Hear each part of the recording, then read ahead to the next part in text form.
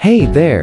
Today, we'll be diving into the process of replacing those standard OEM mirrors with a set of upgraded Pacewalker mirrors. Let's get started. First things first, you'll need to remove the old OEM mirror from your motorcycle. This process may vary depending on your bike model, but it should all be relatively similar. In this case, we will be working on a 2024 Kawasaki ZX6R.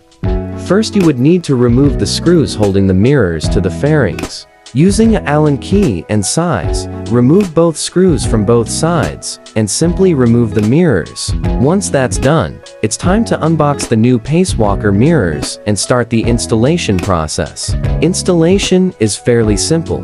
Align both holes on the new mirrors with the corresponding holes on the fairings. Then, using the supplied Allen key, tighten the screw in the center of the mirror housing to securely fasten it in place.